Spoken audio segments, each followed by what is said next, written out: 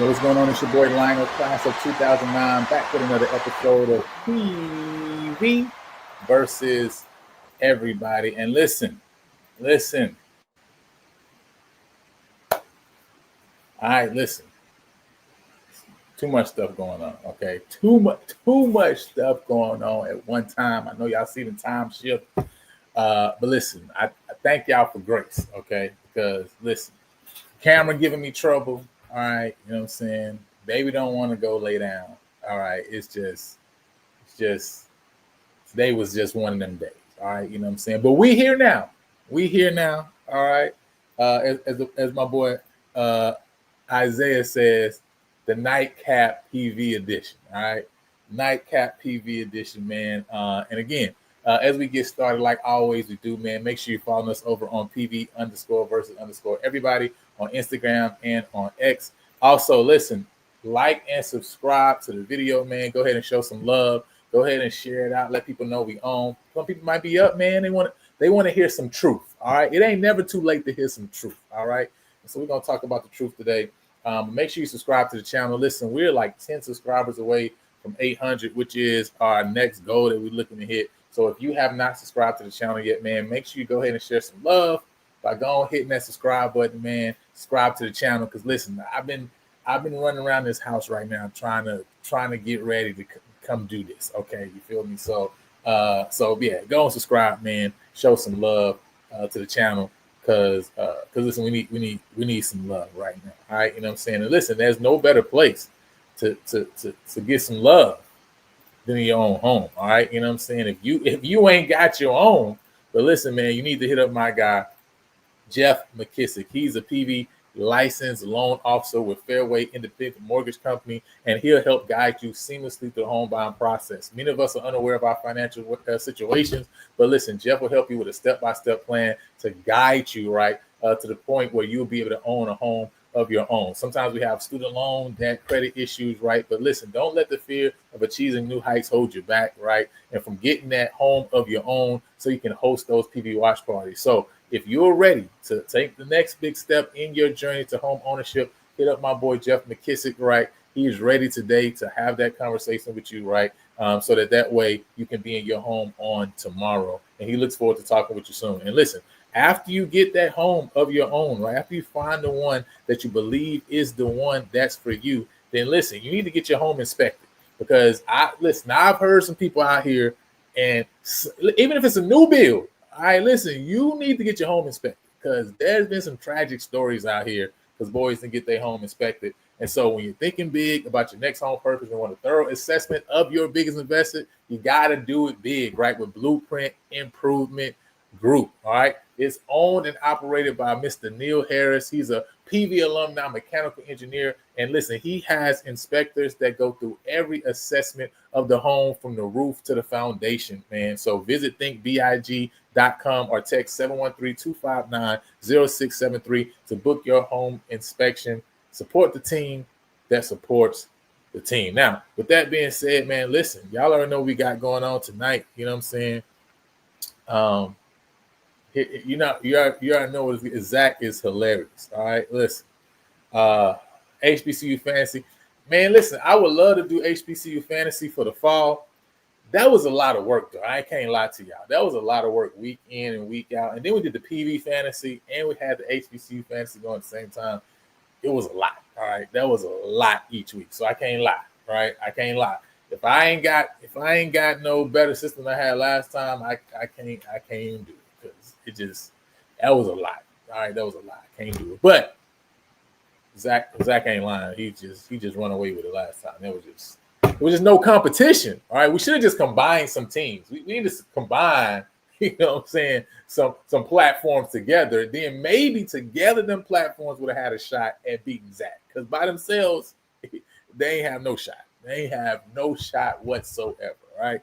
But listen, before he said truth, that's what we're calling. Listen, truth is truth. Truth is truth.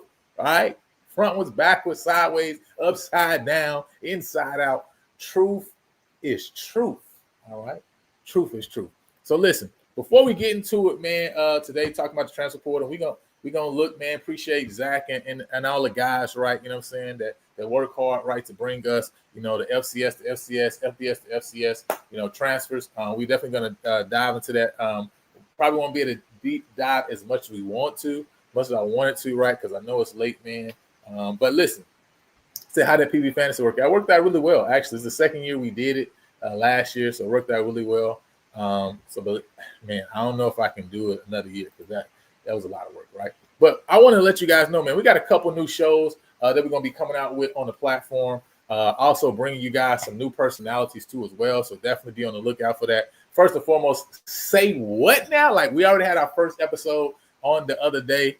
You guys was here, check it out, man. And so this is just going to be a show. We're going to be reacting to some of the biggest news that's going on in HBCU sports. Also, it's a chance for us to address the lies, all right? The lies and the foolishness, right, that's perpetrated by many of you out there, all right? So this is our chance and our opportunity to do that, man. And so we're going to have some people that's going to be jumping on, man, some guys and some ladies you're going to be able to get to meet who are going to be coming on to talk and share their commentary, share their opinions, right, on our show. Say what now? So listen, make sure you check it out. Make sure you are subscribed to the channel, man. Hit the notification bell so you can get notified when we go live and when we're going to be speaking truth to power, all right? That's because that's what we do. That's what we do here. We speak truth. We speak truth, right? We don't let lies, right, just stay out here in online world and internet land. No, we address the lies, right?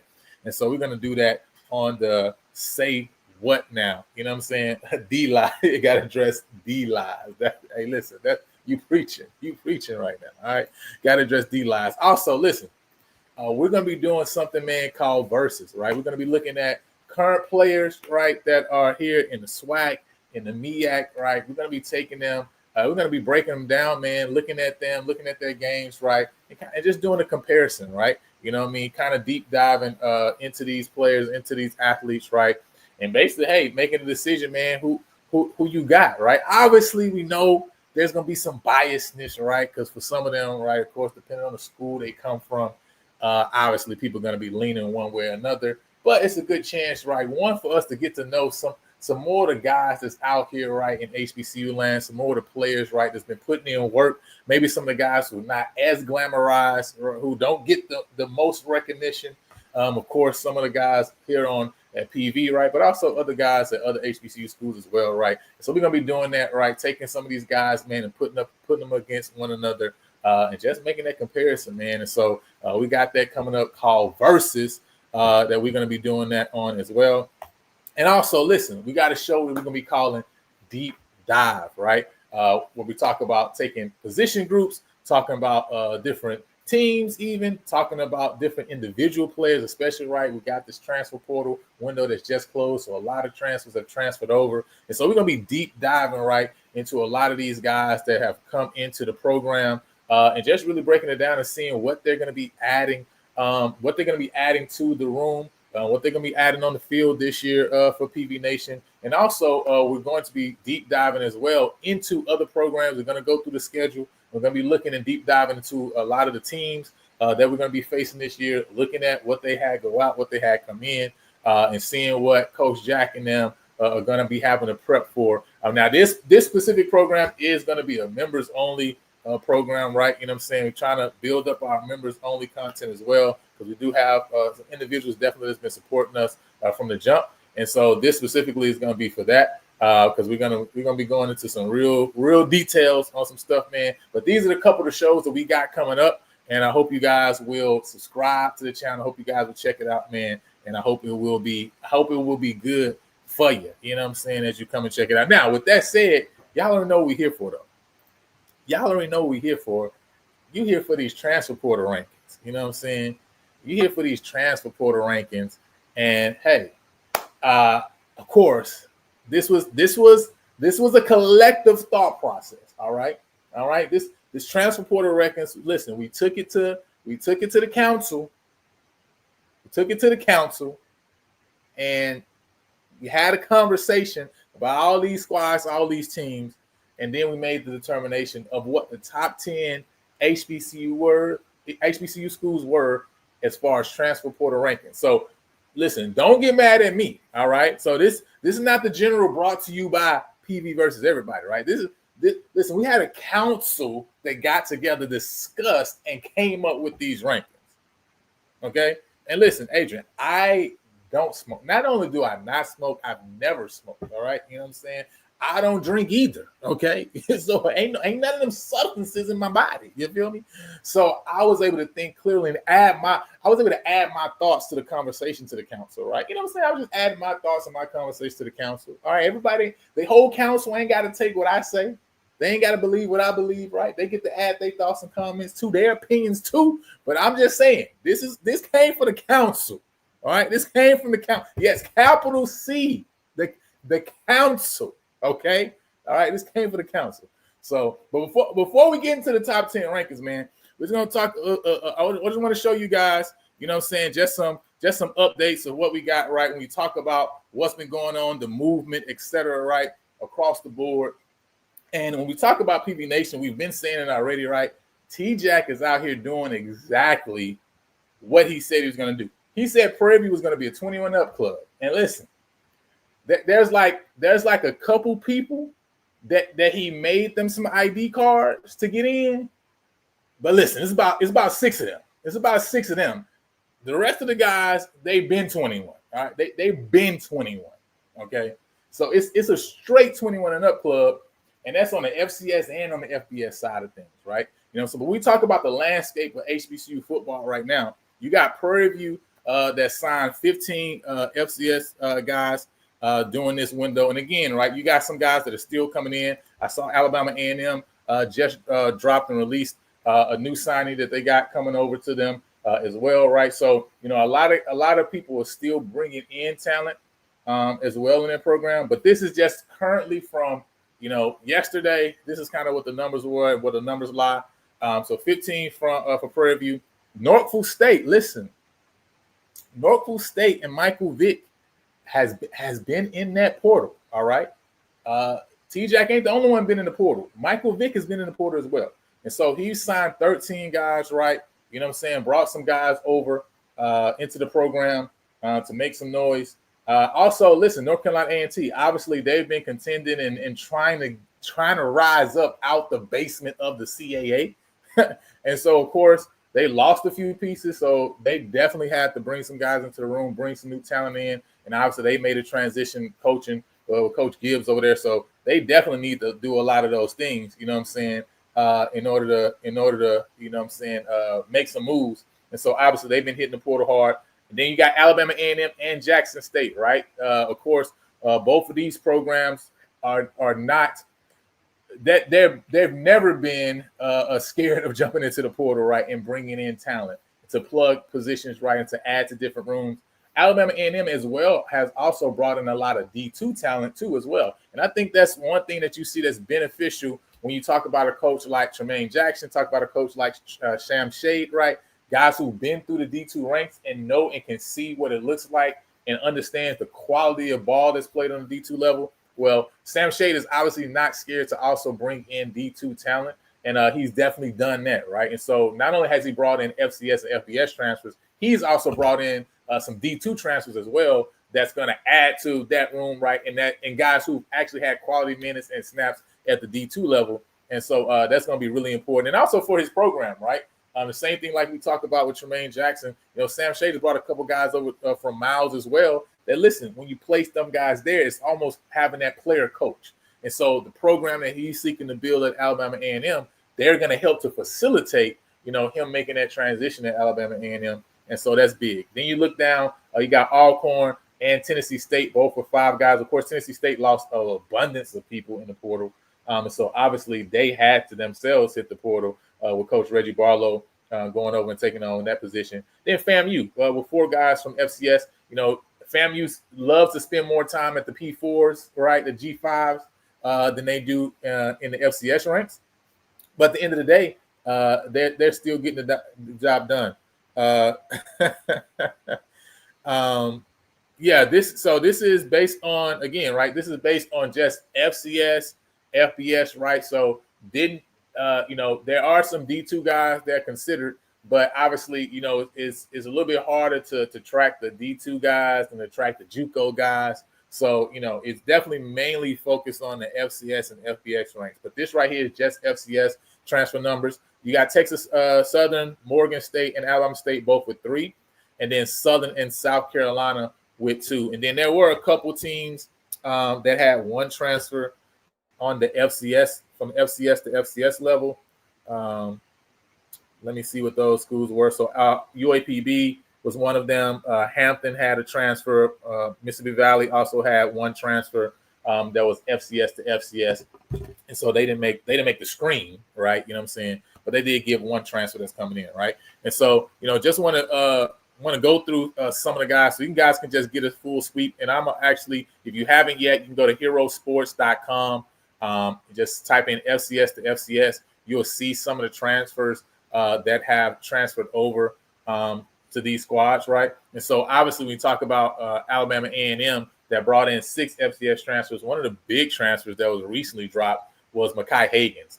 Now, I have no idea what happened at Lamar because that's originally where he transferred to. So it'd be really interesting to know what made the decision for him to kind of pull back, right, and hop over to Alabama A&M. But at the end of the day, doesn't matter. He's at Alabama A&M, right? You know what I'm saying? And so I think Sam Shade is really excited about that, especially coming off of what we've seen with Connell Maynard and his, carousel of quarterbacks that he has over there. And so for him to have a guy to come in that has been a proven guy in the SWAC already, right? Now the question is, and already having some receivers in that room too.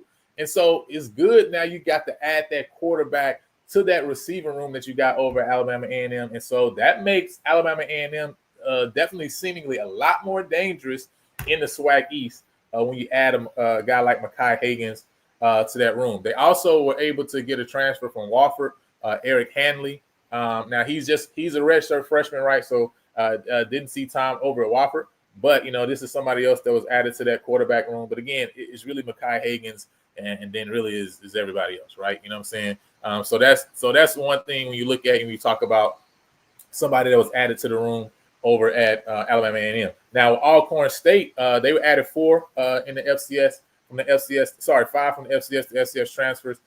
One guy was Jalen Tolbert that's coming over from Howard. Now, obviously, we already know kind of the Cedric Thomas is also trying to figure out, his quarterback situation, the quarterback room. And so having a guy coming over from Howard, Jalen Tolbert, I think that helps, right? When you have a guy coming to add to the room that has, been somewhat, to add to that room that has done something, previously when you talk about actually getting on the field. And so, if he the guy, we don't know, right? But at least he's the guy that's coming in that actually has had, some snaps, right, and actually has some previous experience.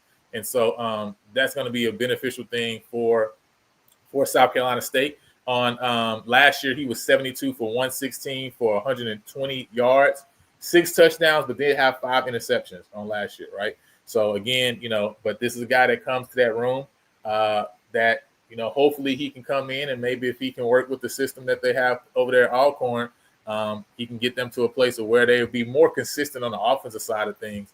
But again, we already know what's going to happen. You know what I'm saying? Yeah, no, North Carolina Central, 0 FCS transfers, 0 FBS transfers. So you understand, right? It's the complete opposite of what what Tremaine Jackson is doing over here at Prairie View. They're literally going in a complete opposite direction, right? Straight high school guys, right? Now, again, right, I'm sure they may have a D2 or a JUCO transfer here or there, but their focus for sure is the high school ranks. That's what his focus is. And, they got a lot of guys who are still coming back in that program. So, it's definitely a lot different than what we're seeing being done in some other rooms, right? Over there at NCU. And I think Howard only had 1 FBS transfer, no FCS transfers. So let me check and see because I have zero FCS transfers, 1 FBS transfer for Howard, right? So again, and you kind of see that through the MEAC. The MEAC outside of Delaware State and Norfolk State, you don't see a lot of transfers in the MEAC, right? They're just as a conference. It just seemed like they just are taking a completely different approach.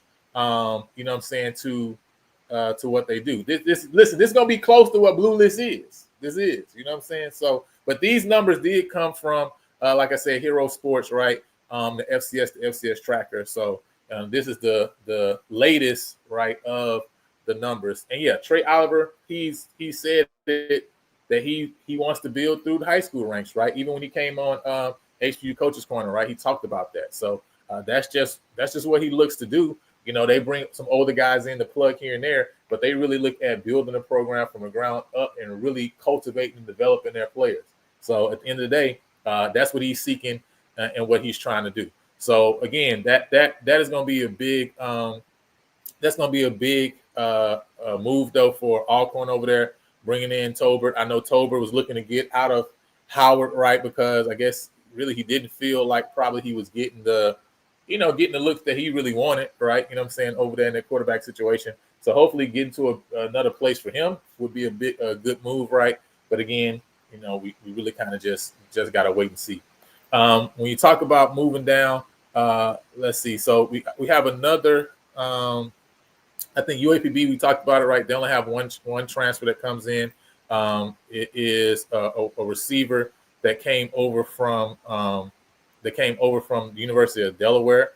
He had some minimal stats, right? I think 10 catches for 99 yards and a touchdown in his career over at the University of Delaware. His name is Jalen Witcher. 5'10", 180-pound receiver from Little Rock, Arkansas, right? And so he's kind of in a sense, right, transferring back home, going back to kind of where he's coming from, right, in the area. But he is going to be a senior, a grad guy. So hopefully he adds some experience in that room, right? Again, playing in Delaware, right? Obviously we know that that's still big time football over there on the FCS level. Now moving over to FBS, right? And so hopefully he can help that room. I think that's the benefit of bringing in some older guys sometimes, is they can add some experience to that room, right? And sometimes you can hit a diamond in the rough of a guy who's play on that level, but maybe has got minimal snaps. But now on the FCS level, right, and getting a lot more action, you know, they can really pop off. And I know that's probably what they're hoping to do. Also want to mention also Bethune-Cookman signed 6 guys as well for their FCS. Now, it was the FBS. They made a move on the FBS side, so we'll get there. We'll talk about that once we switch over to that. Let's see, Delaware State. Obviously, they got Kobe Boykin to hop over from Jackson State at the running back position, and then they brought in an offensive lineman, Rodney Leaks.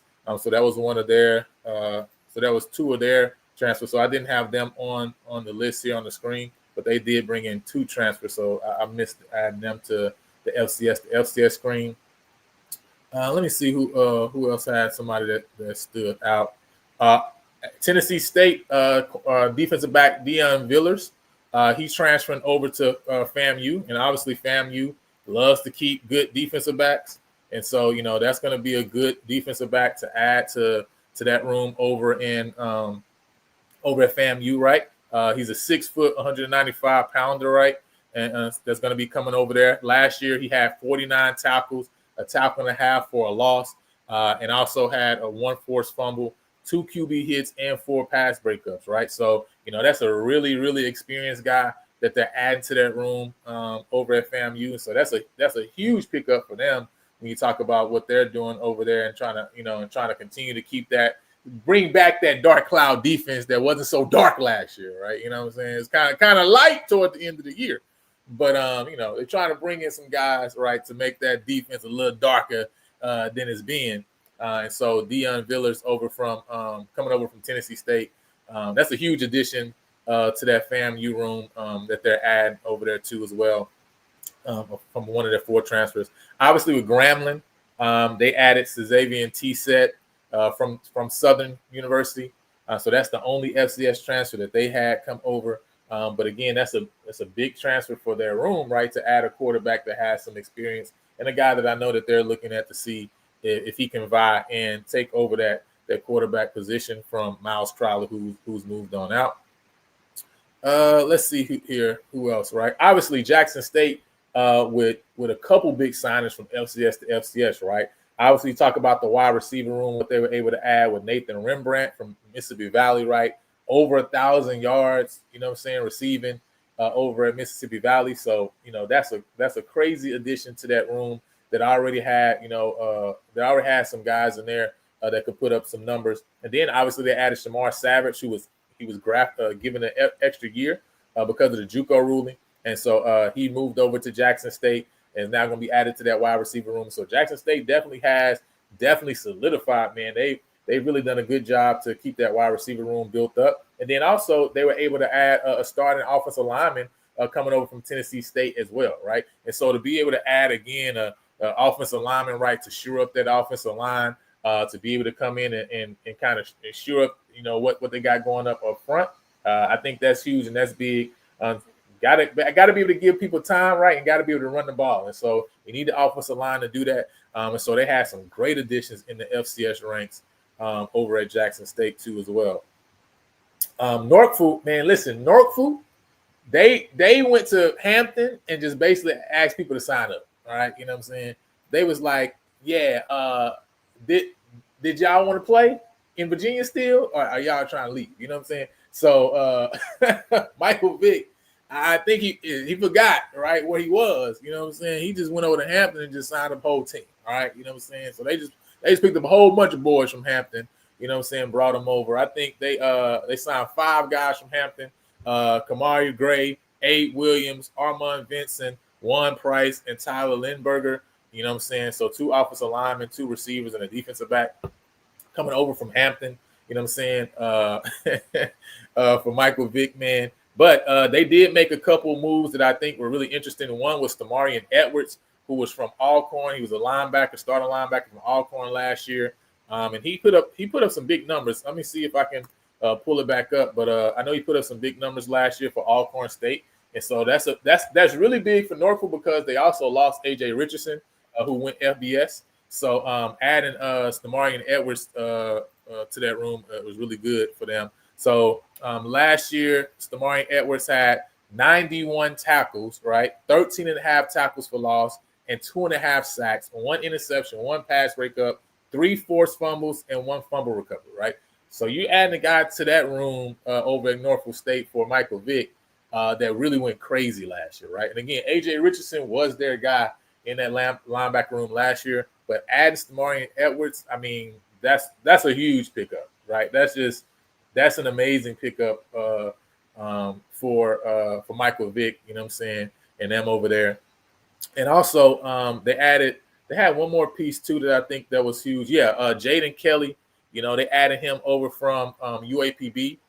He's also a linebacker coming over from UAPB. That should be a grad guy, senior R grad guy, on next year. And so, they really did a good job. He's 6'1", 230, 223. They did a really good job of securing that linebacker room. He also had 91 tackles last year, 3.5 tackles for a loss, had 1 fumble recovery as well to add to his resume. So bringing in 2 guys in that room that had 90-plus tackles, I mean, that makes your defensive room really, really solid, right? You know what I'm saying? He said they add a fullback at center. I don't know what he's talking about, right? Listen, this is the FCS to FCS transfers, right? This is not the top 10 list, actually. This is just the FCS to FCS transfers. Prairie View has the most FCS to FCS transfers. This is what it is, right? If you find a different list that don't have PV with 15 transfers, then you come tell me. If other schools got more transfers than this, you just come tell me, right? But this is not the top 10 list, right? This is literally just the list. You know what I'm saying? Period. Point blank, right? You know what I'm saying? So, you know what I'm saying? I see we got my boy Zay in the building, man. What's going on with you? How are you, sir? What's going on, bro? I'm doing well. Just jumping on to see what you're talking about. I know we've been talking pretty much all week, but I'm pretty excited to see. I know we basically turned over our whole team at PV. I mean, there's a lot of guys looking at the roster that we're not familiar with, right? So some guys have a lot of playing experience. Some guys, I know you're probably going to talk about FBS transfer, so I won't steal your thunder, but some guys, do have a lot of playing time. I'm very curious to see how all of this merges. Now, the good thing that we have going for ourselves is like the team will be there this summer, which is not something we've had the luxury in, here of late in the last few years. But they'll be here during the summer to kind of Yeah. work out some of the kinks and get the nutrition program, all that stuff. So yeah, I'm just definitely excited. I just hopped on to kind of talk chit chat real quick before I call it a night. So please continue. I didn't want to Oh no, it's no problem. Yeah, man. Just add wherever you can, man. And matter of fact, let me share my screen so you guys can roll through. Like I said, you can find this on Hero Sports, FCS to FCS transfers. But I'm actually share the screen so that way, as I'm rolling through and as we talking about a couple of these guys, and we're about to get to PV in a second too as well. But again, I wanted to also talk about we were just talking about Jaden Kelly over here from Norfolk State, and like I say, him, and also you talk about Stamari Edwards. That just shores up that linebacker room for Norfolk State. Before we get to PV too, I did want to talk about Southern. They just brought in a QB transfer over from Jackson State, Cameron McCoy. Obviously, McCoy played some time over at Jackson State last year. Now, like I say, what I'm saying? Listen, they're gonna be doing a lot of running. You feel me? You know what I'm saying? Because my man Cameron said he like to lose his legs. You know what I'm saying? So we're gonna see if he has more rushing yards and more passing yards. But listen, that on the real, that's a big pickup for Southern University to add to their QB room. Obviously, they think they got a good one over there, but at the end of the day, right? They still trying to figure it out. I think knowing, a lot of people may not know, my girl, her family, they're all big time Southern folks. So I hear it all the time. I think one of the things I've talked about with them is that they're really excited about the competition. They have a guy on the roster with Jalen Woods, who's been there, and they're thinking, giving him some competition and kind of duking it out to see who's going to be the best man to win the spot and win the team is what they're excited about. I haven't really dug into Cam's stats or anything like that, or what he can and can't do. I've heard, kind of listened to a lot of the shows, that he's more of a runner. Passing, he can pass, but he's definitely going to run a lot. So kind of curious to see like how they're going to play that. I know you and I are very familiar with Gumbo O and, Mark Frederick and how he does things. So kind of interested to see how that works out. But yeah, they're excited about the competition at the very least. Yeah, looking at Cameron McCoy, man, on last year, 18 of 38, 310 yards, had 4 touchdowns and an interception. Had 24 rushing attempts, 163 yards, and 2 touchdowns, right? So you see Doc said Baton Rouge Tech. Yeah, we talking about them. Yeah. Unfortunately. definitely talking about Unfortunately, Baton Rouge Technical College and Institution. So yeah, we just, like I said, man, just because we're looking at some of the different transfers, right? So because we're trying to see, man, why do we have the list like we have it? Obviously, Tennessee State lost a whole bunch, right? In the transfer portal, they brought in Kendrick Grimes, obviously running back from Southern. That was a big one for them. Also, defensive end Raven Johnson over from Alabama A&M. I think that is a huge pickup for them, coming over there to Tennessee State as well. So, they only had a couple guys that they picked up, but they definitely were able to pick up, I think, some guys who are gonna actually, add to that room over at Tennessee State if they try to really build back, because they lost like so much, right? And then we talk about I'm sorry. They had one starter from Mississippi Valley that come over, Calvin Lester. Go ahead. Yeah, no, I was just saying Kendrick Grimes, definitely a big get. I honestly thought we were going to get him. Just it'd be a great, he's a great skill set, another depth piece. We are into an already loaded running back room for us, based on who we were retaining and who we brought in. But I'm pretty sure, and I'm pretty confident the conversation with Coach Barlow at Tennessee State was, you're going to be the guy. And you're going to get a lot of snaps, and that's going to be great for him. So the situation may work out very, very well for him. Tennessee State is also another place I really haven't dug into who all they brought in. So it'll be curious. I'm curious to see how they make that work. But he's a great player, so I'm pretty confident. Yeah, I really wasn't excited to have, Kendrick Grimes, to be honest, because I think he was looking for a place where he could be the guy, right? And I think we have a room where we have a couple guys who can really get the job done, and they can do it in a lot of different ways. So I didn't think the fit was perfect anyway, because I felt like that was I think that's what his mindset was, right? And so now Tennessee State, even though they lost a lot up front too. So it's going to be interesting to see if he can produce like he has produced at Southern, right, in the past over at Tennessee State. But I knew he wanted to be at a place, or it seemed like he wanted to be at a place where he was the guy. And I think him choosing Tennessee State shows that that actually is what it was, right? You know what I'm saying? So I think he had a lot of different options that he could have made that may have been a more competitive option or whatever you want to say, right? But I think he was looking for a chance to really put up some numbers, right? And as you see, right, you see what he did the last 3 years, right? You know what I'm saying? Last year, 702 yards, 4.4 yards a carry, had 8 touchdowns, 702 total yards. So, you know, see if he can. I'm wondering why he would leave Southern. I felt like that was a really good situation for him to be the guy or continue being the guy going into this year. I mean, don't get me wrong. You know, he's gonna probably do what's best for him, but I'm just very curious. Maybe some of the Southern folks can answer why he felt compelled to leave. But you know, if memory serves me correct, they brought in a guy from Jacksonville State, and I'm not sure who else is left at Southern.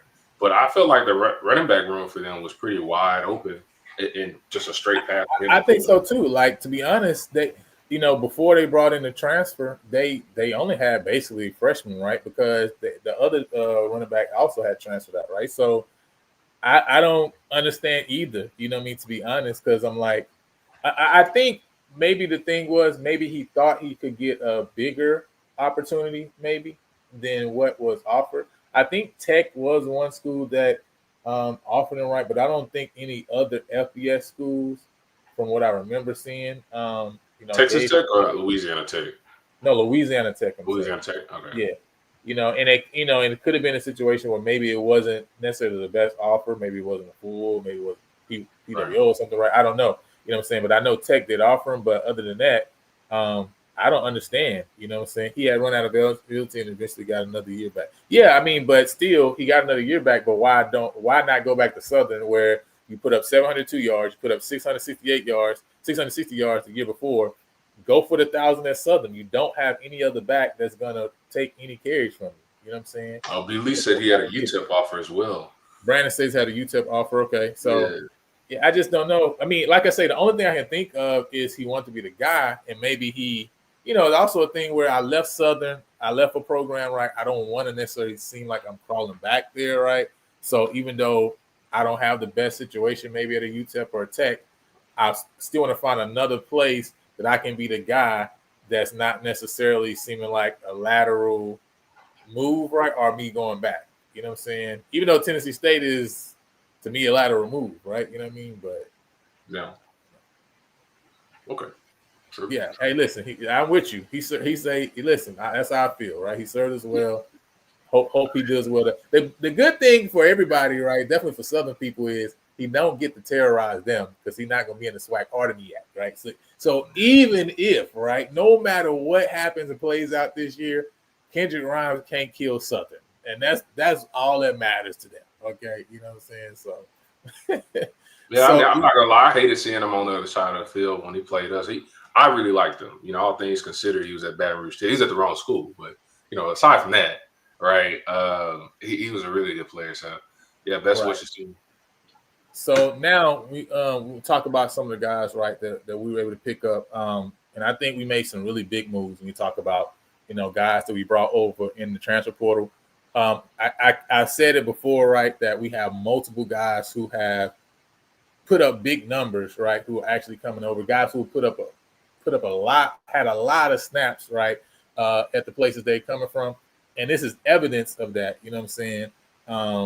You know what I'm saying? There was evidence of that at the end of the day, right? You know what I mean? So one, you talk about Chaney Fitzgerald, right? A guy that comes over from Campbell, who in his freshman year, right, put up big numbers at Campbell. Also, 2023, he had 49 catches for 464 yards, right, over at Campbell with 3 touchdowns on the season.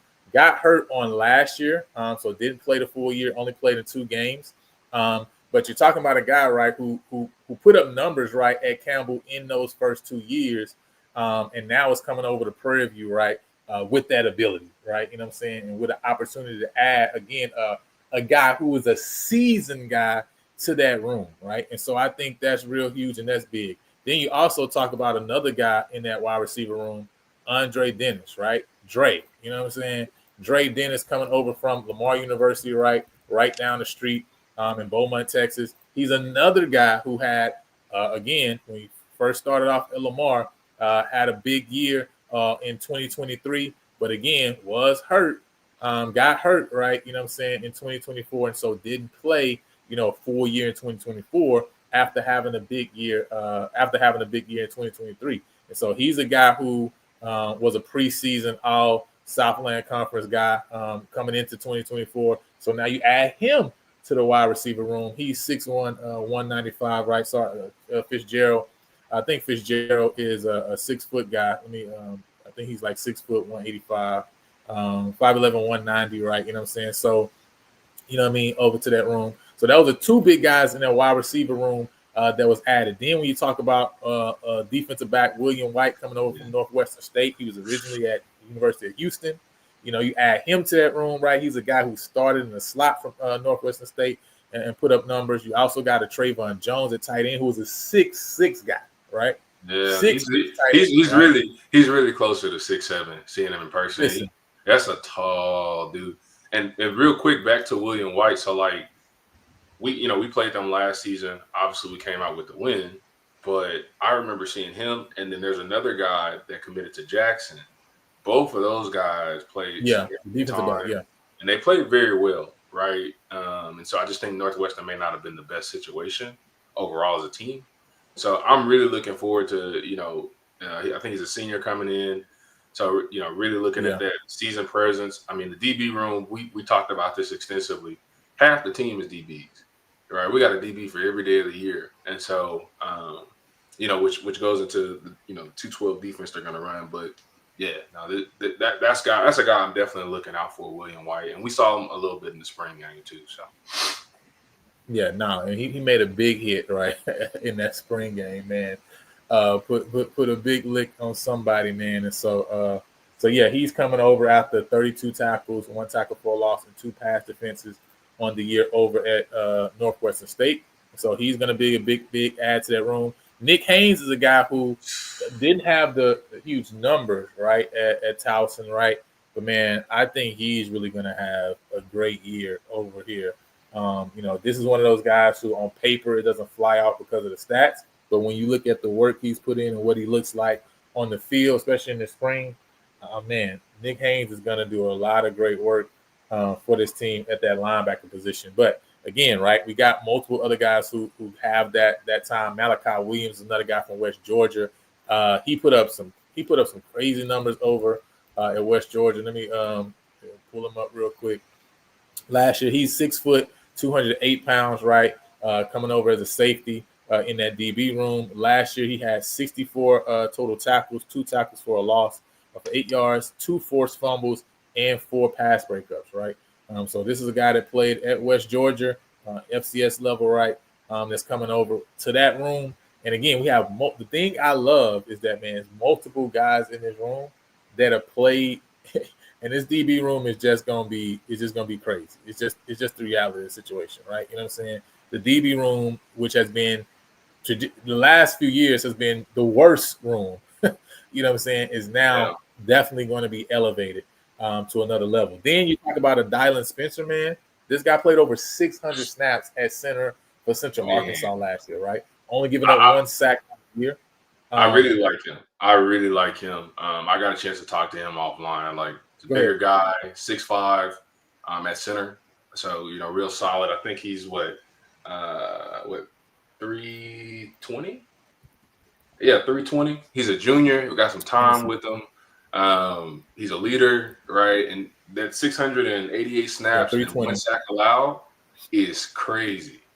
That's crazy. So I'm instantly looking for him to come in with the guys we're holding over from the previous team, the guys we retained, and then some of the new pieces, and kind of gelling that together pretty quickly. I think that's gonna, that experience plus whatever kind of key pieces we needed, especially for our starters.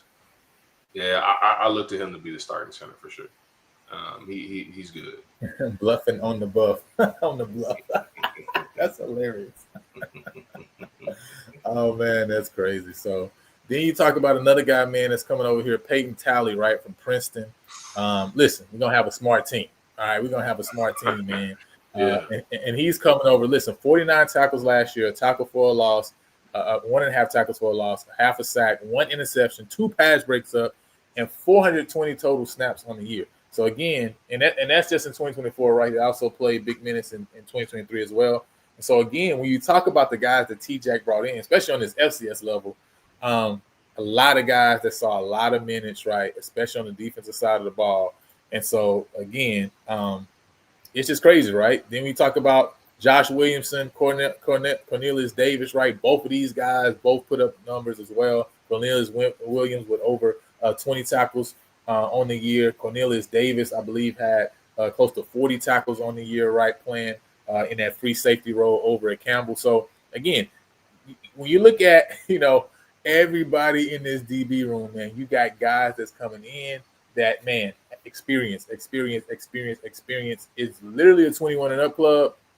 And like I said, he only made a couple IDs for a few people. That's it. Yeah. But everybody else, down the street. He from down the street. And what this is something that we've been kind of complaining about for years is like we have some guys that go to some amazing places in our own backyard, like 15 minutes from the campus door, right there in Cypress. So really being able to start recouping some of those guys, and the word gets around, right? Hey, you can come to PV. Your folks can see your games. You're right there, right? And we're gonna win, right? I think that's gonna be that's a big one. That's a strategic piece for sure. And so yeah. Plus he's smart. He's smart, great player, and he knows how to hit. So. Oh, man. And listen, again, it's another guy who knows how to hit, right? And so, again, that's when we talk about some of the guys, right? We're just talking about some of the guys that's come over to Prairie View. I also want to, touch on Cornelius Davis, right, Jr., because this is a guy who coming over from Campbell, who also played, played a lot of minutes and played a lot of snaps over at Campbell. He played free safety over 800 snaps over the last 2 years.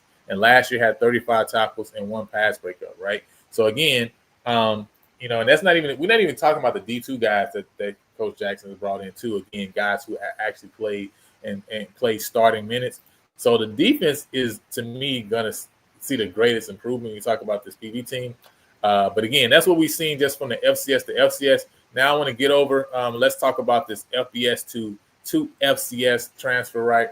And again, now you're talking about, huge numbers, right? 15 guys on the FCS side, 21 transfers in from FBS to FCS. Of course, FAMU, they love that FBS route, right? So they brought in 14 guys. Tennessee State, a school that needs to bring in a lot of guys, with 9. And Jackson State also brought 9 guys over. Alabama State with 7. You got Delaware State, Norfolk, and Bethune-Cookman with 5. Then you got Texas Southern, Morgan, and Alcorn with 4. Grambling with 3, and Hampton with 2. And then had a couple guys that had 1 as well.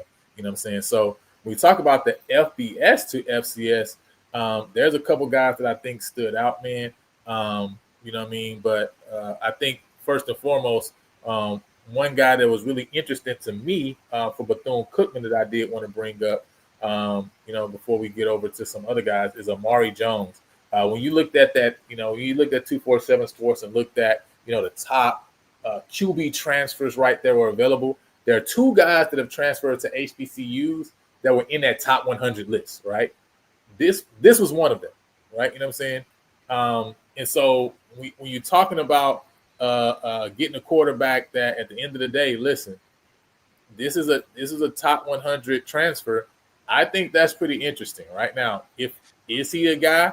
Because Bethune-Cookman been looking for a guy for a while, right? They also got another transfer over in their program too as well. That's Timothy McClain from Arkansas State. But listen, if they can find a quarterback, then that tremendously helps Bethune-Cookman out, especially with some of the losses that they had in this year's transfer window. But obviously, it's a big one. We always talk about every year, a big one to get a quarterback, right? And then the other school they got a quarterback, and I think most people saw it when he signed, is Norfolk State, right? Talk about, of course, Michael Vick being a coach over there. So obviously, quarterback's guy. They were able to get Israel Carter, who was a junior coming out of University of South Florida, who was a big-time recruit coming out of high school. And so they believe they found a quarterback for Norfolk State over there after, they had a weird quarterback season this last year when they were thinking they was going to get a guy back that didn't come back. And so that kind of definitely changed the trajectory of their season. And so, yeah, man, those two big pickups from the quarterback position from the FBS ranks that I think were huge. Obviously, one of the other big ones that didn't go through for FAMU was C.J. Montez from Kent State. But hey, it is what it is, right? You know what I'm saying? So, all right, let me pull up this, man, and let's roll through this. Any guys stood out to you from an FBS standpoint? I know you want to talk about that as well for what Coach Jackson has brought in too. Yeah, so I think naturally the first guy that comes to mind is Jacoby Banks, namely because he's already on the yard and we got a chance to see him at the spring game. Dynamic, absolutely dynamic. If I had to pick who was wide receiver number one based on that performance, him, right? He's that guy on the field. He's not a real tall guy, right? But he's very, very quick. He had a lot of space on those DBs. And he knows how to get open, right? It looked like he was a natural leader, just kind of observing how, he communicated with some of the other players. Now, granted, TJ runs a tight ship. So the whole spring game and practices that I got a chance to go to showed that, right? Like they do everything by a certain order. So it's really not a whole lot of guys making mistakes before, the ball is snapped. But with that being said, I think Jacoby Banks for sure. I know he hasn't gotten a ton of playing time at Memphis. I think he was also at U of H, right? He started at U of H. But I am looking for him to have a breakout season and really kind of establish like, hey, I can play. I can play for real. And I just didn't get the proper just due at some of the other places I was at. I think, he definitely has been someone who has stood out. And, one thing I said about Coach Jackson was, he didn't necessarily have a lot. He had a lot of guys before that transferred in when he was at Valdosta State as well. And one thing that I noticed was he always got a lot of guys who played a lot of time in special teams, right? And that's really no difference than now, right? Because, a lot of the guys that have come over, though they may not have played a lot of snaps on offense or defense, but many of them have played a lot of special team snaps. And Jacoby Banks was one of those guys who played a lot of snaps on special teams. And he was also a guy who was over at Memphis.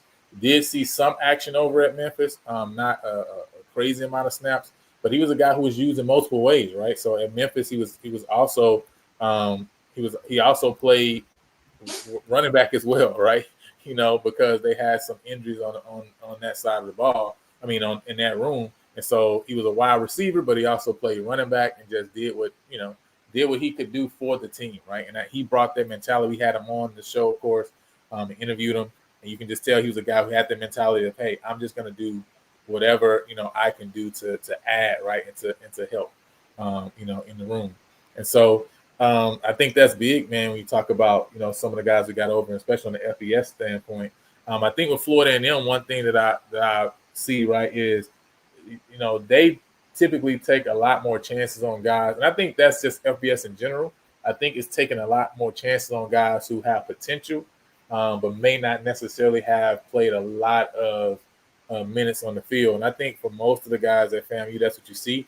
I think Jahan Myers is an interesting guy who a few years back at Kennesaw State played some good minutes in 2022, had 29 tackles, 7 tackles for a loss, 3 sacks, and a forced fumble on that year, but didn't play in 2023.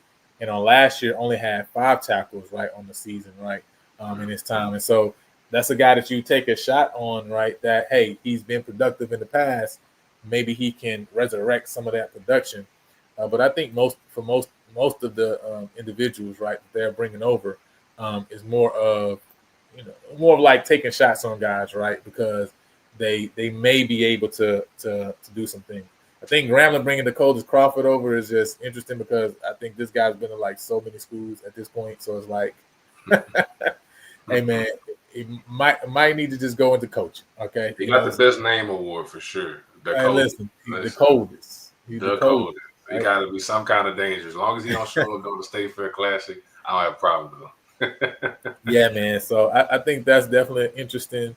That's definitely an interesting pickup. I think Jackson State has Keenan Christian, running back from San Diego State. I think he's a good pickup for them right over in the running back room. And again, they've been able to strengthen, both of the rooms that were pretty strong already, right? So I think you would say, right, the receiver room and the running back room for Jackson State, I think already was strong. But now being able to add some guys to that room that I think could enhance that room, right? I think helps them a lot, right, on both of those ends as they're trying to, get back to basically right winning a second SWAC championship and Celebration Road Bowl in a row. Now we already know it's not going to happen, but I'm just saying that's but this is a guy who had he had a lot of played a lot of good time and good minutes over at San Diego State, right? He also was at USC before that. But last year, San Diego State, or 2023 at San Diego State, had 96 carries for 378 yards, so 8 yards an attempt, and a total on his career, right, 1,082 yards between his time at USC and San Diego State.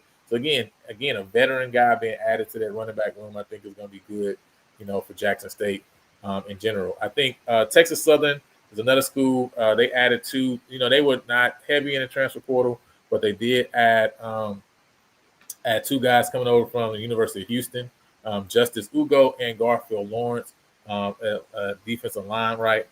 So I think those are two guys coming in, especially because they lost a lot of defensive linemen, and they lost some defensive backs over at Texas Southern on the defensive side of things.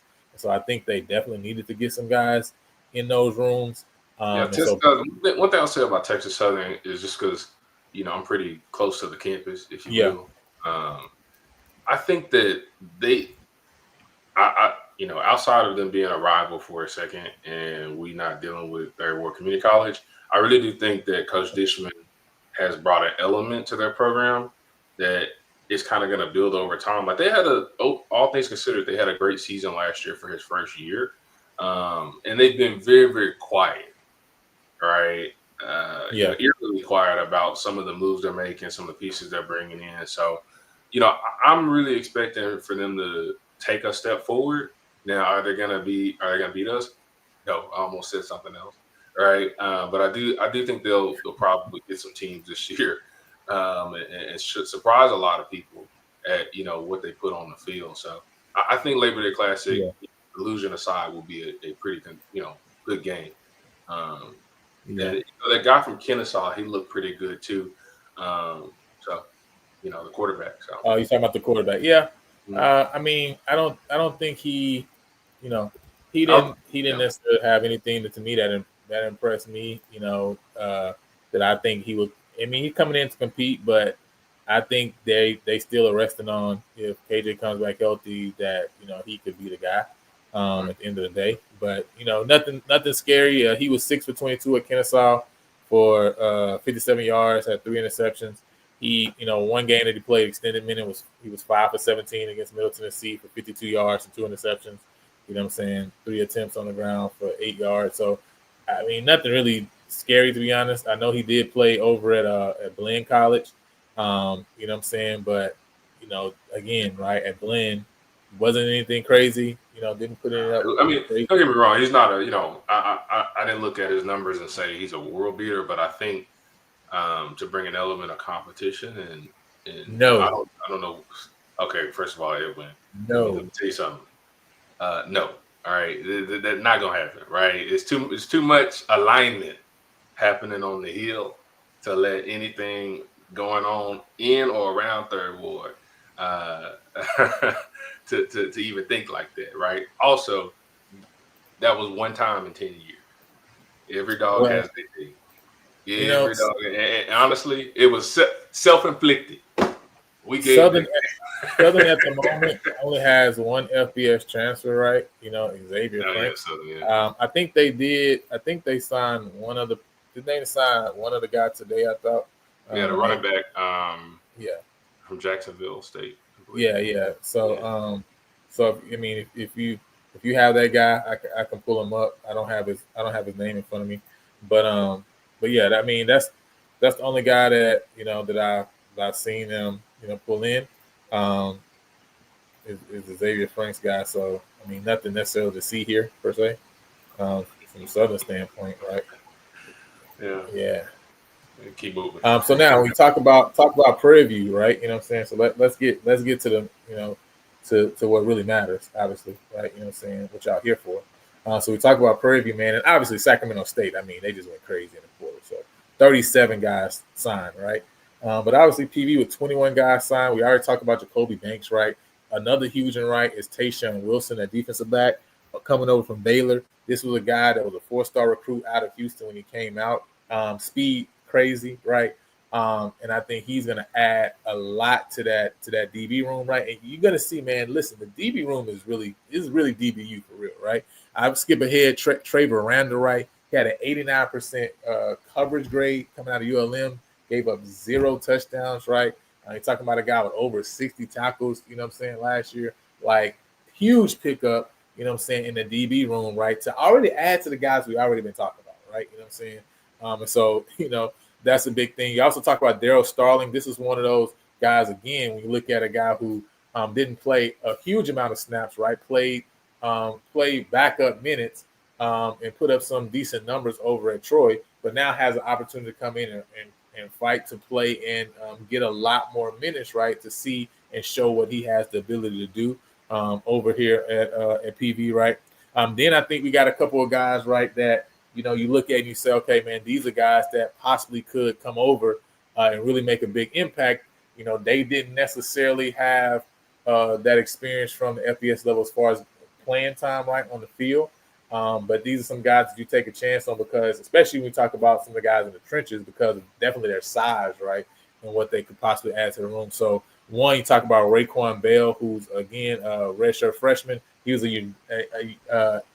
Under Armour All-American, right, on the O-line from the year before last, right? So that's a huge pickup, what I'm saying, to come over to add to the O-line room. Talk about 6'3", Xavier Rockwell, right, coming from Sam Houston. He put up some decent numbers, right, at Sam Houston State, right? But again, having a bigger body receiver is going to be huge to add to that room. Obviously, Trey Davis, a redshirt freshman, but this is a guy who's a top 50 receiver coming out in his class, went to Kansas State, and now is transferring back down to Texas, coming back to PV. I think he's definitely going to have an opportunity to really go crazy in that wide receiver room, right? And then also a guy you talk about like Ellis Bynum, right? You know what I'm saying? This is a guy who coming from Portland, Oregon, right? We really recruiting all over the nation. He plays special teams out in Oregon. Didn't play on any offensive snaps, right? But it's a guy who really had a really good senior season out in Portland, Oregon, in high school, right? Has great size, right? A guy who's been in NCAA program, NCAA weight room on the P4 level the last 2 years. So he nutrition has been right. All these things have been getting him right. And so I think he's going to have a chance to come in and add to that running back room. There's already a stacked running back room. And I think he's going to have a chance to also add to that as well. And then also Cameron Bonner, right, receiver from Baylor, that has played over at Baylor, right, minimal snaps. I think he's going to have a chance also to add to that room as well, man. But anybody else stand out for you other than I know you mentioned Jacoby Banks already, but anybody else stand out to you as well? Yeah, I'm really interested to see C.K. Carter and Calvin McMillan coming from UTEP and Memphis, respectively. Or however you say it. I'm just late, so keep that in mind. But both of those guys have really, really good size for offensive linemen. I mean, their style, they're pretty much in line with the vision T-Jack talked about when he first got hired. He was like, hey, I want the offensive lineman with the big, long tree trunk legs, right? They can move, and they're really going to be able to do some things that, will give the quarterback some options. So looking forward to seeing how that meshes with some of the guys we already have. And, we're just putting it all together. We're going to have a considerably larger offensive line than we've Dante had. Thompson flipped. He did. He's at UTEP, yeah. So he's not doing it. But, yeah, so really, that's one of the big areas for me. That, and then also the the defensive line, seeing the line play on both sides of the ball and who they're going to bring in there. Um, I think you mentioned, I know he's FCS, but the guy from Campbell, Malik Moisen, he's like 6'8", 300 pounds, defensive Yeah. tackle. That's a big boy, right? That Yeah, is was a he big. he was on the FCS list? I think he was I on think he that. had him up there, but I'm not entirely sure. But No, actually, yeah, he's not on that current list right now. Yeah, but yeah, that's a man. 6'8" is crazy, right? You know what I'm saying? You know what I'm saying? So that defensive line room also has just gotten a lot bigger. You know what I'm listen, saying? I You've mean, seen at this point, the average height. I mean, we have a lot of guys that are 6'5", 6'6" on the D line.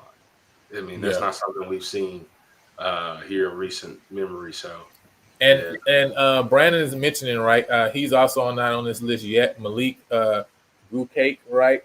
I'm really excited about him. He's 6'5", 260 pounds, coming over from San Diego State. Last year, San Diego State, played 40 snaps, right, at San Diego State on last year, 2024. One tackle and had a half a sack. But in his JUCO time the year before, coming over from Sacramento City College, 32 tackles and 5 sacks, right? And so I think this is one of those guys that you look at and say, okay, it's possible that maybe getting him into a position where he gets more opportunities, right? He gets more snaps, right? Gets a part of a rotation that he can really do some work, right? And so that's a guy I'm really, really excited about seeing, get into the program and really see what he does this upcoming year. Because I think we've seen that he has the potential from what he's done in his JUCO time. It's just now saying, man, can he get that opportunity to just get on the field, right? And I think that's the same thing said about Jacoby Banks as well, right? Can we just he just needs to get on the field, right? And I think he's gonna put in some work. so let me take you here for a second. What do you think about? We have 7 quarterbacks. 7. I can't tell you the last time we had 7 competing for the spot. So, I mean, do you have a early guy that you feel like, if we have to pick somebody way too early leader, or do you want to save that info? Because Tevin Yeah, I Carter's mean, guys from Tennessee State. yeah, definitely going much bigger, man. I mean, huge, huge. Yeah, and Tevin Carter is at it. I didn't know he wasn't on the list either, right? So that's interesting. So yeah, Tevin Carter is also not on the list. He's a transfer quarterback over from Tennessee State. Originally, he went to Memphis before moving over to Tennessee State. Now, last year, Tennessee State, used him a lot in the run game, right? So part of like their quarterback run packages. I want to say he had like 30 carries for over 100 and something yards and like 5 touchdowns right on last year. Let me pull up his stats real quick though. Um, but yeah, I think he's definitely a guy that's going to be coming in and obviously vying for that starting role, right? On as a quarterback, right? I think really you're looking at right now. I know we talk about 7, right? Obviously 7. We talk about some young guys too as well, but I think really we got 4 guys that you're looking at right now who really are in that room to compete. Last year he had 30 carries, 127 yards, 5 touchdowns, 2 of 5 passing for 14 yards, right? And of course he backed up Traylon Ellis, so didn't do a lot through the air, but they definitely used him right in the run game, especially close to goal line situations like that. So big body, right? 6'4" guy, 230 pounds. So he's a guy that has good size too as well at the quarterback position. But he's going to have to come in. He's going to have to, fight to win that QB battle, right? You know what I'm saying, with the other guys that's in the room. Again, last year Lucas Coley won the starting role, right? Got hurt in the first game. You got Cam Peters, who was back, who showed some glimpses of some good stuff last year, right? But also had some bad decision making. I think that kind of turned the ball over, and so that's some things that he definitely have to work on. And then we also brought in Tyler Nelson over from Garden City Community College. That's a bigger body guy who can definitely use his feet really well. And I think whoever wins the starting role in this offense, man, they're definitely going to use their feet. You know what I'm saying? This offense, man, the QB design runs in this offense are going to really, cause people a lot of problems and going to pick up some big chunk yards, you know what I'm saying, this fall, man. So I'm really excited about that. But, hey, it's time to reveal the top 10, man. You know what I'm saying? Based on what you've seen, you know what I'm saying, And if anybody want to jump on for a second, we probably got a couple minutes left, man. If y'all want to jump on real quick, let me know because we're gonna close it out here in a second. But let's get to it, man. We talk about the top 10. And you talk about who's where. Listen, I mean, it speaks for itself. I'm not. it is what it is, It is right? what it is. Who has something different? That's really what I want to know. Who got something different? All right, you know what I'm saying? Screenshot it, right? Take a picture. But listen, I got Delaware State at number 10. Obviously, we saw what they brought in. Also they signed quarterback coming over from Michigan as well. And now I think he's going to come over to back up, right? You know what I'm saying? Because, I think they do still already got quarterback one already in the room anyway. They did bring Antonio Gates Jr. over, right? Over, on the wide receiver, room as well. Then Tennessee State, right? Listen, they lost a lot, but when we talk about the transfers that came in, they made some big moves, right? They made some good moves in the transfer portal. So I got Tennessee State number 9. I think I mixed that up, right? So I was about to say you got Florida and them on there yeah, twice. I forgot it. 5. Yeah, I think I have Bethune-Cookman there actually. So I don't know how I have Florida and them twice. I should say Bethune-Cookman at number 8, right? So Bethune-Cookman coming in number 8, right? Talk about one of the transfers that they had coming over, right? In the quarterback, that was a top 100, you know what I'm saying? Transfer quarterback. So, I mean, I think that's going to be a big move, you know what I mean, at the end of the day. So, for them. Then we talk about Alabama State coming in at number 7. Then Alcorn State, I think they're also kind of looked at as a little bit, especially what they did in the JUCO, right? They got a couple of JUCO guys that have come over that have put up some good JUCO numbers. And so, again, wasn't able to look at all the JUCO guys and all the D2 guys, right? You know what I'm saying? But at the end of the day, you know what I mean? Like, I think I like what they did in the JUCO ranks. And then we got Southern didn't bring in anybody in the FCS and FBS transfers, right? They really only had like three signings. So at the end of the day, I mean, it just is what it is. Then Florida A&M, I got them number 5, right? I think they made some good moves, right? And I think they made some moves with some guys that, again, right, you look at it and say, hey, they have the potential. And I think that's when you bring in former 3 stars, former 4 stars, that's the point, right? That means these guys got the potential to do something. And so, but, we got to wait and see. I think if they would have got CJ Montez in, I think they'd definitely been a lot higher, right? And I think Alabama A&M made the jump, obviously, because of Mekhi Hagan signing, right? That Mekhi Hagan signing was really, really good. You know what I'm saying? At the end of the day, because it really solidifies something that's really important. Again, they got a wide receiver room already over there, and so really to to add a quarterback to that room. I mean, listen, now we just gotta work the kinks out, right? And I think that's how they feel. Jackson made some big moves. To bring some guys into that different rooms, right? The running back room, we talked about the wide receiver room as well as the O-line. And so I think they definitely did some good things as well. You talked about the cornerback coming over from Northwestern State too. And then listen, Norfolk, again, a huge move for them, bringing over Israel Carter, Stamarian Edwards, right? We talked about the linebackers they got, Jaden Kelly, right? I mean, huge additions, to Norfolk State in that room, man. And so I think at the end of the day, we all know, listen, we talk about what PV added, especially on the defensive side of things. I mean, one after another just hits.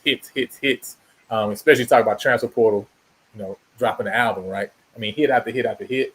And then also the guys that they brought in the wide receiver room, you know what I'm saying, with Chaney Fitzgerald, with Andre Dennis, right, with the Jacoby Banks. I mean, all across the board, they brought in guys that are proven guys. And I think that's the main thing, right? And I think that's why when you look at, the schools that are up at the top of the list is because the amount of proven guys that these teams have brought in is just a lot, it's a lot more stacked than the questionable guys, I think, that some of the people, other schools have brought in, right? And so that's why I got PV, Norfolk, Jackson all in that top 3.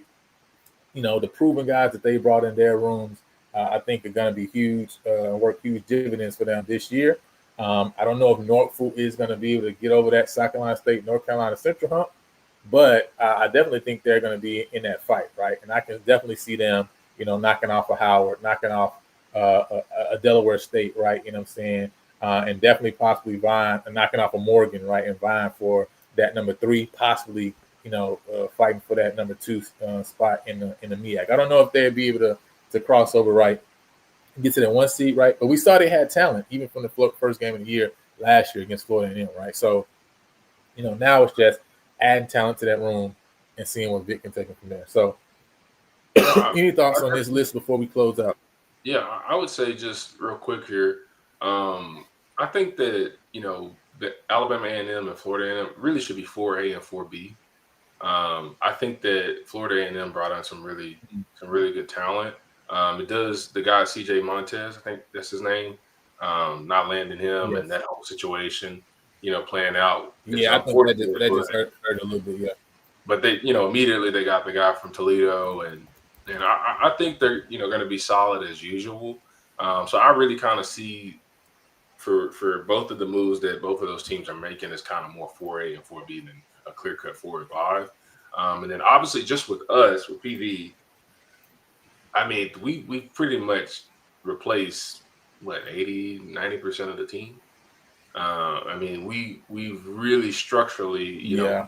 got a lot of names. I mean, also we had 18 walk-ons last year, right? Which is an abnormal amount to have. So I think we have a lot of turnover in a positive way, and so because of that, I just think for the infusion of talent, the number of guys that have played over 200 snaps, right, which was on coach's list. I mean, yeah, it speaks for itself. We've really brought it, and we're still bringing in guys. We're not done yet. So, um, yeah, I don't. Other than that, I don't have any problems with the list. Let me see. I probably but yeah, no. Looking forward to it, man. I'm really looking forward to seeing how all this gels together. Um, we just got all these guys, Yeah, they're and definitely not done yet for sure, man. but Oh, I see Doc. Sorry, Doc. I didn't even know you was in the waiting room. You good, bro. You good. I'm chilling right now. Trying not to work too hard tonight. I'm at work right now, but I'm All trying right. not to work too hard tonight. First and foremost, thank you for coming on the show on yesterday, man. Really did appreciate that. Oh, um, no problem. really did appreciate that.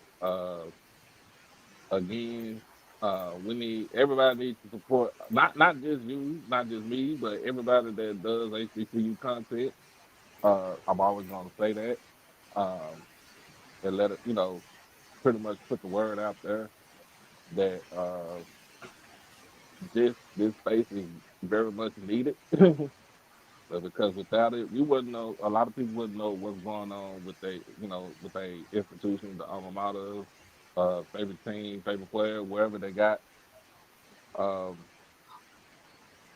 but other than that, man, I like what you're doing. I've uh, been listening for the last couple of, last 30 so minutes, and gonna have, like I said, gotta have you down in Birmingham for Sweat Media Day. Need that. We need to. Yeah, we need. We'll see. We'll see how we make it shake. I mean, it's so my birthday is the 15th, right? So Swag Media Day is always like the week of my birthday. So it just Yeah. it just So is. yeah, this year's Sweat Media Day is on July 16th. Yeah. Uh, so it's July 16th again. So yeah, man, might well go ahead and celebrate your birthday in Birmingham.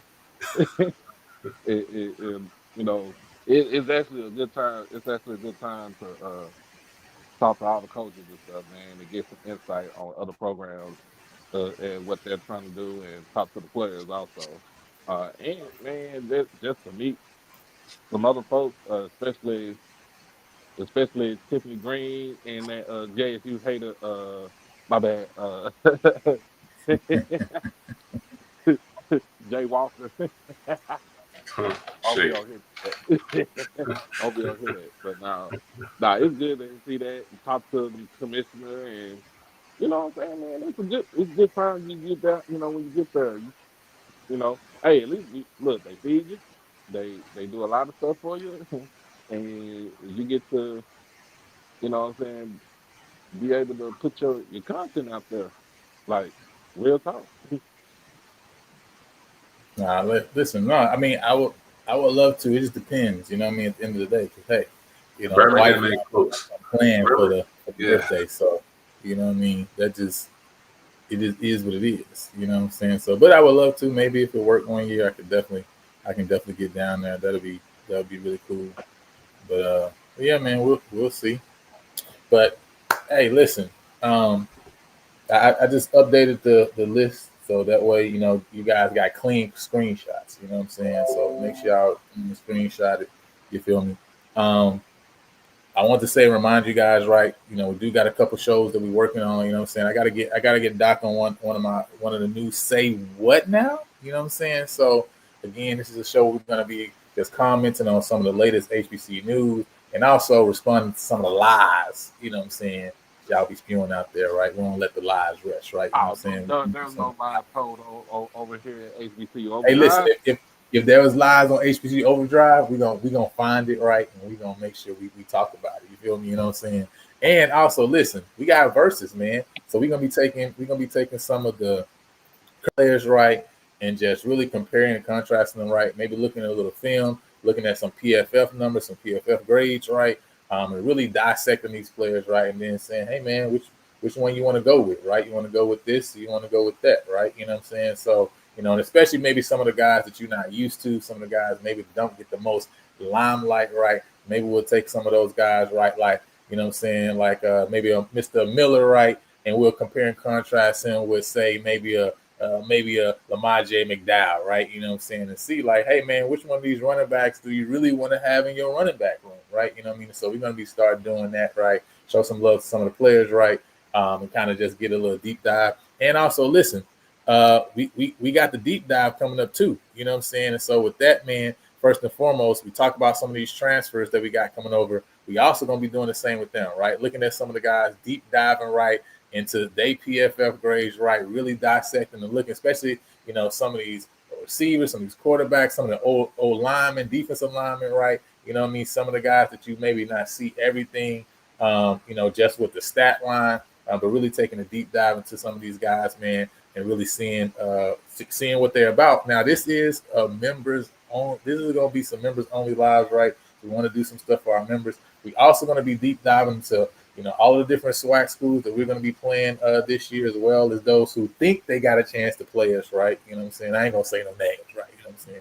Those who think they got a chance to make the SWAC championship. We're gonna deep dive into some of their schools. So we talk about a list of people who left. We're gonna be talking about who left. We're gonna talk about who they've added to the portal. We're gonna be deep diving into some of their numbers, right? Looking at some of the things that you just don't get just in general, right? But again, right, this is gonna be special again for members only as well, right? Because at the end of the day, you know, what I mean, we got to do something special for our members, right? And so we're gonna be doing that deep dive into that as well. So yeah, man, we just want you guys to go ahead and check us out. Subscribe to the channel if you have not. Again, we're trying to bring you guys some interesting content, right? Some content that maybe don't get everywhere else but something that really adds some value, right? You know what I'm saying? I think that some of these things we'll do will add a lot of value to just the HBCU space in general.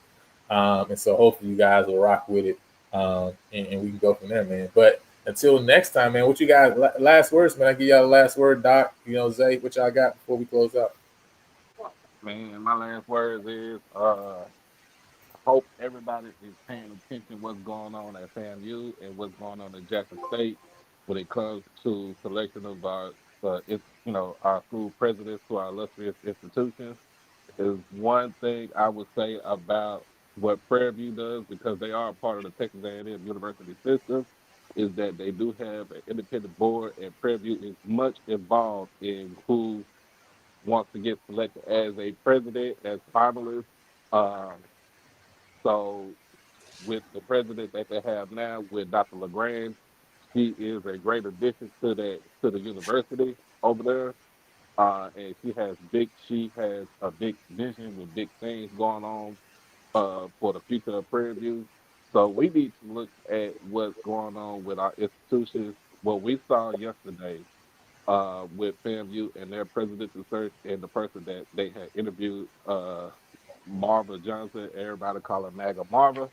Uh, we need to be very outspoken as alumni and as supporters of our institution. As far as my alma mater, Jackson State, we need to be very vocal, which our alumni is very vocal, but we need our national alumni president to be so Yeah. vocal to where, look, we need to have an independent board of trustees for our university in the state of Mississippi, especially our HBCUs. And if they can put two unqualified people in the two biggest state-supported HBCUs in both Florida and Mississippi, that is a travesty Yeah. on them, but it's also a travesty on us because that means that we might not be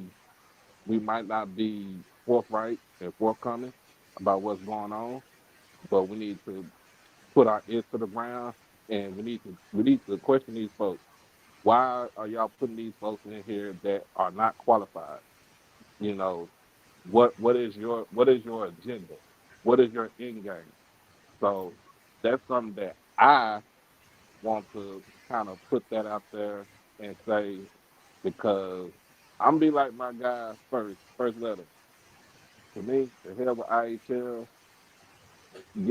let us pick our own leader that can lead our institution to promising heights. And like I said, just be aware and just be found of mind about of what's going on. But appreciate you as always bringing me on here. As always, man, I'm gonna have to be out and I got to get back to work. No, I got you, man. Appreciate you. Zay, what you got? Yeah, real quick, I would just say, absolutely, Doc, you're spot on about, just kind of keeping abreast of what some of the movement that's happening with our leadership at peer institutions. Additionally, I would like to say, make sure you guys like and subscribe. I mean, Lionel and I talk offline probably every day, if not every other day, about some of the things we're trying to, bring to the channel and really, implement. But we want to kind of milestone it out based on the number of subscribers. So getting us to 800 and 900 to 1,000, etc. So make sure y'all like and subscribe, become a member if you're not a member. And yeah, looking forward to the football season. And thank you, as always, for having me back on. And look forward to doing this a little bit more. I know we had the spaces yesterday on Twitter that did very, very well. I think a lot of people like that.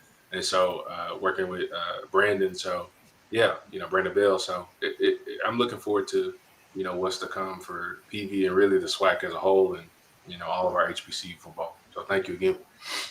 Yeah, man. So we appreciate all y'all for jumping on. And listen, Jeremiah, you almost got put in timeout because you can't be lying on my channel. We don't lie on my channel. First of all, ain't no school in Mississippi, can't be no school in Louisiana. Let's be completely clear now. All right, you know what I'm saying? I ain't gonna lie. I'm still waiting for Ed Carr in South Oak Cliff to go and lock it up. To be honest, listen, don't ask for Dallas. Still waiting on Dallas that. is sent for you. Let me tell you now. I played at 2-4. That Dallas ball, man. Let me tell you, man. Hey, listen, I'm still waiting. Just keep it Louisiana, Mississippi, man. Because now we're going to a whole nother topic. Let's be clear. Let's be clear. If we judging like student for student, because some of these tech schools got 4,000 students, right? You know what I'm saying? They playing true. Like these Louisiana schools coming out here. We got 800, 900 students in our school, right? 1,200 in our school playing against schools that got 4,000 students. But listen, student for student, if y'all line up for real, Louisiana give y'all that business. Texas by country. I played for Reginald Samples at the Dallas. Let's be clear. Listen, let me tell Rustin came out here twice last year. All right, and they gave Texas schools that business. So I'm just saying, like, we won't be honest now. Louisiana listen, student for student, we give y'all that work. And let's be clear. Man. And let's be clear. Listen, now you about to really get it. Listen. Talking Texas, the premier high school football. There is no debate. Listen. It's Texas, Dallas. Listen, let's be clear. Let's be real clear now also. Y'all talking about, for example, Big Boy from DeSoto. Let's be clear where he came from. He originally straight from North Louisiana. Well, you see where he had to get to, though. It's not about where you. Let me be clear, right? Let me be clear, right? When you see some of these boys at Duncanville that's burning it up, let's be clear. Them boys came from Slidell. You feel me? Like some of them kids that came from Lake Providence. Let's be real now. Some of these kids come from Louisiana, and y'all just be stacking these teams. Let me tell you, you know, we got y'all know the truth. Grew up in Oak Cliff. Do we feed them rooted chicken? Okay. If we really being honest, go right down the street to side. If we talking about born, what people born at, what people born at. Because see, when they get to the NFL, we just say Texas. But if we talk about where they were born at, some of these Texas folks was actually from Louisiana. They had to come with the institution. You see, we had to mold them and develop them. Right? Listen, hey man, look, this is a whole nother show. As a matter of fact, that's a topic we need to talk about. We're gonna have that. We're gonna have that. Hold on now, Lionel. Let's not go there because my man. Thank you. Listen, Raider, right? Me and Crook don't be agreeing on nothing, but Crook is talking truth right now. Okay, he talking truth. Y'all don't be paying attention. No, let Doc. What you say, Doc? Go ahead, You're Doc. Carolina Raider, right? Yeah. Oh, come on, show enough. Class of 15. Hey, man, I'm gonna see the Hill Longhorn. We are look, Carolina, Duncanville, DeSoto, Lancaster. It's all the same district. Hey man, it's different. Come on now, man. It's different. Let's not talk about South Oak Cliff because they made state championship 4 times in a row. So what's crazy Coach Todd at South Oak Cliff. So when I was at Skyline, Coach Samples was the head coach. He was the defensive coordinator. Yep. So a lot of the guys that you're seeing at these other schools now, they were all like at Skyline at one point in time, or at Lincoln previous when Coach Samples was there. So like, even from Pee Wee, all of it is that Dallas area football is a different beast altogether. It is. Listen, I'm not saying it's not right, but again, that's why I'm making it clear, right? If you're talking about Edna and South Oak Cliff, Edna Carr, South Oak Cliff, that's more of an apples to apples. You can't come talking about Duncanville or North Shore here in Houston, right? When you talk about playing against a school, Neville, right? This ain't those. You talking about a school with maybe 900 kids, and you talking about a school with 4,000. We're not talking about the same thing. That's the only thing I'm saying. I'm saying first and foremost, there's a reason why 6A Texas ball is 6A ball, and y'all don't have them playing against 4A schools, right? I mean, there's a reason for that. I know. So I'm saying there's a reason. Our state, we're very, we like, look, line it up. So if you want to challenge us, let's make it happen, and we're gonna see who's about it. If you can hit, we're gonna see if you can hit. If you can play, we're gonna see if you can play. Don't get me wrong. There's definitely other good teams that have come to Texas and snuck off with a win or two, but more often than not, some of our premier teams, especially across the board, especially in that Dallas area. I'm gonna put it just like this though. We got schools here in Texas and just in the Dallas area that can go to Louisiana, like 5A schools or 4A schools can go to Louisiana and wipe the boys clean off the map if they wanted to. You can send a Solana team, which is all white. It's all white. It's predominantly white. Listen, it's 4A. Name the school. Solana High School, where that school has won 8 state championships. Actually, not. You got some other schools out there. Let's see. Lincoln had been on the downfall since Coach Stafford has left, so I'm not gonna put them up there. But you're talking about a school like I said, South Oak Cliff. Let's not forget. Let's talk about Kimball. Which is back then when I was in school, the mid-90s. Carter, Cedar Hill. Oh, that's where I graduated from. Red Oak even turned out a good player. Red Oak is turning out players. I mean, the hits, Euless Trinity. Doc, you remember when Euless Trinity was like they had a huge Samoan population? You remember Euless Trinity? Oh yeah, Trinity. Yeah, when they had the huge Samoan population and they were pumping them out. I mean, they had some really good teams. Really, really good teams. Yeah, with the man. pump. No, Hey, listen. that was very different. Hey, listen. Like I say, I'm gonna say it again. Two things I'm saying. One, student for student, we'll get busy. That's let's be clear. We'll get busy, right? You know what I'm saying? The reality is Louisiana ain't never scared. That's why we be coming to Texas in the first place, playing schools that's 3 times our size anyway. That's why we do that. You know what I'm saying? Because we ain't scared. You already know how we get down. Two, some of these kids that's even at these Texas schools that be going crazy, bruh. They born and raised and they ate gumbo from the swamp here. That's all I'm trying to say. Let me put it to you like That's this. all I'm saying. I'm gonna drop it like this right here. I'm gonna give you one name, Devontae Kincaid. That was my high school quarterback.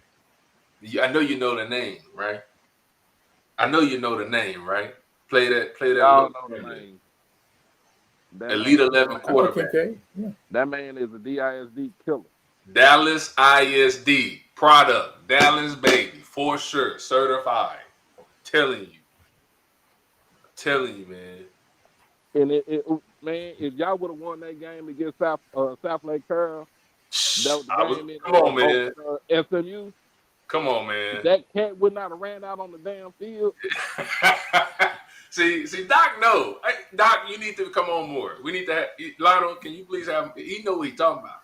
Now he knows. Now we can start talking about Jackson State, then that's what he Doc don't know what he's talking about. You know what he's talking about. Doc don't know what he's talking about. Oh, I know what I'm talking about.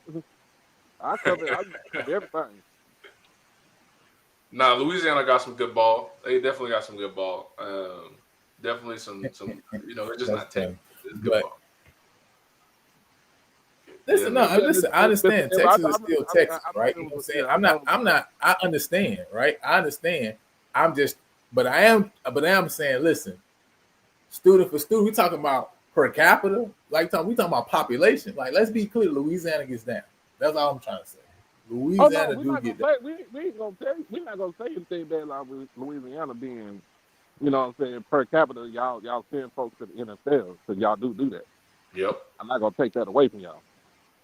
But we just saying school for school. We got some guys. That's why some of the guys from Louisiana excel so much when they get to Texas, because we don't got the nutrition, we don't got the facilities, right? We don't got all that, right? So these guys just got raw talent, and then they come here to Texas as a sophomore or maybe a junior or even a freshman, right? Oh man, they go crazy because they got raw talent, and now we about to infuse them with something they haven't had for these years.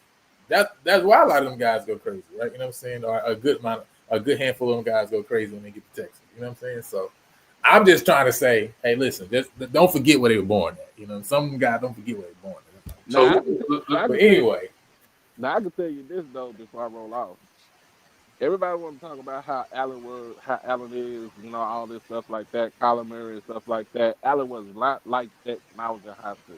Oh no, I played against Kyler. Now, he was the truth. In high school, they were barely winning 5-6 games before they had got their head coach. And then when they got Coach Westerberg, then that's when they took off. But we got some other schools we can talk about. You got a Stephenville team back in the day that could have came to Louisiana and beat the brakes off of y'all with a Kevin Cole, Brandon Stewart. You can go back and look at some of those Longview teams with Bobby Taylor. You go look at John Tyler over on the north side of Tyler. When they Marshall. had a rock man, Marshall. Rustin just came to Texas and gave Stephenville the business, I think last year or 2 years ago. So you know what I'm saying? Okay, all right, no Louisiana. But again, you can't again, right? When you say Katy, for example, right? We're not having the same conversation when you're talking about teams like that, right? Because like, dude, we're not talking about even like a Longview, right? You got to realize Longview is still like a school that's probably 2 times the size as the school that they playing from Louisiana, right? You know what I'm saying? I'm saying like a Salina makes sense because Salina is going to be a smaller school that's probably like an apples to apples with some of these, unless you're talking about them playing maybe like a Catholic from Baton Rouge, right, or New Orleans or something. Now you're probably talking apples to apples because them schools in New Orleans and Baton Rouge, them Catholic schools have a lot more bigger population. They probably 1,500, 1,600, maybe some crack 2,000. But a lot of these other schools that we talk about in Louisiana that be that be good at football, they barely got 1,000 students. You see what I'm saying? Like these are really small schools. Like this is nowhere close to these massive Texas. My son went to Cinco Ranch. They had 7 football teams. I ain't never heard nothing about something like that before. That was crazy. Like they got the main football team, they got 2 junior varsity teams, they got two 10th grade team, 2 9th grade teams. Like why they do that? That's crazy. A team, B team, as far as the depth. Listen, starter. Red team, white team. I'm like, oh my goodness, that's crazy. What's even crazier? Anyway, now we're gonna have to have that conversation again one day. We gotta go deep into that one. Really, we should map out like what? some of the tops. We should map out some of the top players in the SWAC over the years and where they've come from. Like what what high schools if we could. I think that'd be cool. Yeah, like I think that'd be so. That would be generally cool. Speaking, maybe over the last 10 years we'll be able to get a lot more data. But where's a lot or most of the talent that's kind of winning or that were standout players, where are they coming from, right? Because we've had guys from places that play good ball, but they're not maybe a major or as known. Like Keel Glass was out of Missouri, right? So I think I'd be curious to see like where's the biggest concentration, which states, which specific cities are a lot of our SWAC teams getting some of the really great players from. So, nah, that makes sense. But last thing, I'm surprised he's up this late. Hey, listen, man, I should be asleep because you know what I'm saying. My baby be keeping me up, but you know what I'm saying, because I just want to share this. This is the last thing, just so y'all can see. You know what I'm saying. I just want to blow this up because I hear y'all talking, right? But what's this say? What they say right there? What they say? What they say? How about them Lobos, man? Hey, them people ride. What they say right there? What does that say right there? I just want somebody to say what that say right there. What school is this? Where they coming from? Is that down the street from my hometown, Ruston? Is that Ruston? Is this Ruston schedule? Did they beat Longview 21-10? I think did Longview get to like the state semifinals? That must be AI. I don't trust it. I gotta verify. Hold on. Didn't Longview get to like the quarterfinals or semifinals this year? They sure did. I'm pretty sure they did, right? Now Ruston beat them. I just want to say. I just want to let y'all know. Ruston beat. Now, didn't y'all say? Didn't they get a new facility this year? Ain't they got a lot of money going to them because of somebody that's famous or somebody that used to be famous? 63-7. Is that what that score say? What does that say? Yeah, that's AI right there. Can somebody tell me what that says? Now I don't know. I don't know. I don't. I gotta do my own independent research. Okay. To verify. Doc Holliday done conveniently fell off now at this point because Longview and Stephenville, like I just said, lost to Ruston, Louisiana last year. And I don't think Ruston won state that year. I think they lost. I don't even think they won state. Yeah, they lost to Central. They didn't even win state this year. Yeah. You know what I'm saying? But they beat Longview, which Longview is a way bigger. I gotta evaluate offline because I don't know these. It's starting to look fuzzy. It's late. My eyes got. Please go evaluate. Okay. All I'm trying to say is, if we talking about student perspective, that's my only argument. If you give me a chance, for example, bro, if you let me combine West Monroe and Ruston, I ain't got to get Ruston. If you let me combine West Monroe and Ouachita, and then I get to go play against, say, like I'm gonna play Longview because I have to beat Longview, right? But now I gotta go play against a Katy or a Katy Pato or Jordan Ranch or something like that. Oh, now we talking, okay? Because bro, I got 3,000 people now I get to choose from. Y'all got me playing with 800 people. I know. I believe it. I believe it when I see it.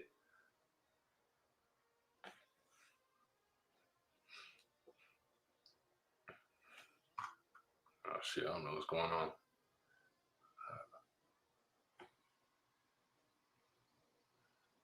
Well, I guess it's just eating out loud. But nevertheless, y'all, we're gonna wrap here because it's late. and y'all be easy. Unless Lionel come back, I guess we out. I'm serious.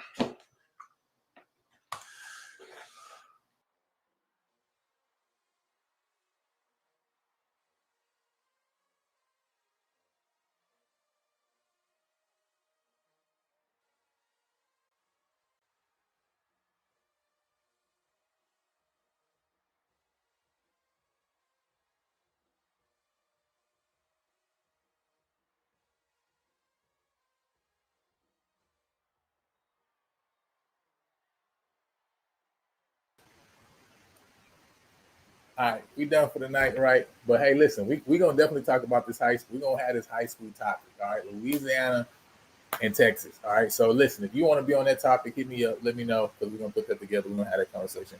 But good night. Holla at y'all.